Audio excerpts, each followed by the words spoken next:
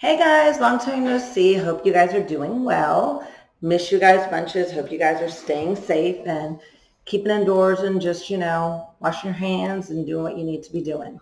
Anyway, I know this e-learning is really, really hard and I would much rather be in the classroom teaching this to you. And I know this unit's really, really hard to learn, but let's do our best and get through this.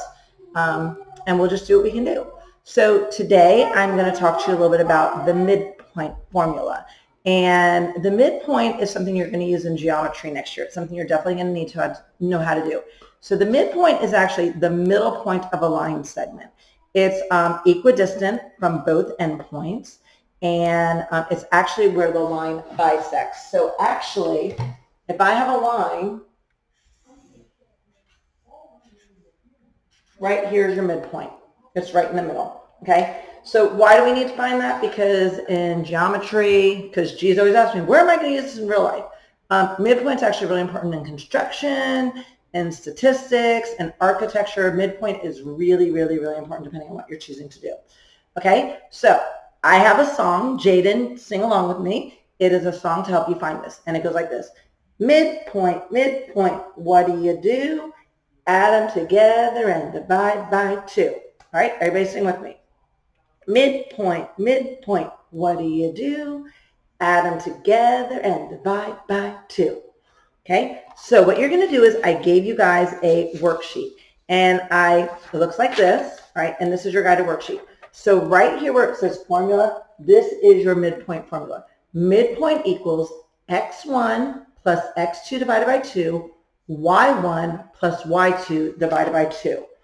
And this is 1 and 2 on your worksheet, right? So what we're going to do is we're going to kind of go through these. And if you remember when we did these in the past, you guys know your x and your y. This is always your x and this is your y and your coordinates. So all you're going to do is, this is my first set of points. So this is going to be my x1 and this is going to be my y1. Oops, I'm in your way. I'm a bad way. I had to sing my song. Okay. And then this is my x2 and my y2 because we're looking for 2 sets of points. So all I'm going to do is I'm going to say midpoint x1 plus x2 over 2, y1 plus y2 over 2. So what I'm going to do is I'm going to take my x1 7, add x2 9 divided by 2. So 7 plus 9, use that calculator, guys, okay? And if you don't have a calculator, use your phone. 7 plus 9 is 16, divide by 2, and I'm going to get 8. So that's my first endpoint, or midpoint. And then for y1, y2, y1 is -5, add -1. All right, so when same signs add and keep, different signs subtract, take the sign of the bigger number and then it'll be exact. So if you use your calculator, -5 plus -1 is going to give me -6 over 2. So this is my x and this is my y. So my midpoint for GH is going to be 8, and a negative divided by a positive is -3. So that's my midpoint for GH, line segment GH. X1, Y1, X2, Y2. All right? We've done this before. It's just a matter of using your signs. Guys, use your phones, use your calculators. I'm not there to help you right now. Do the best you can, but you can always reach out to me. Okay, you can always reach out to me and ask me questions through Esby or what have you. Okay, so we got to find the midpoint of AB. This is given. So I have an X1 and a Y1. And then my B is x2, y2, exact same thing. So my x1 plus x2 over 2, x1 -7. Can you see that a little bit better? Add 3, divide by 2 because I'm adding 2 numbers together. So same signs add and keep, different signs subtract. So -7 plus 3 would be 4. And take the sign of the bigger number, and that'll be exact. So -4 divided by 2 is -2. This is going to be my x. Then to find my y, I'm going to go y1 add -4 over 2. Negative plus a positive, these are going to cancel out. A 4 and a -4 is going to cancel out. So I'm going to get 0 over 2. Oh, remember I told you 0 over any number, that is okay.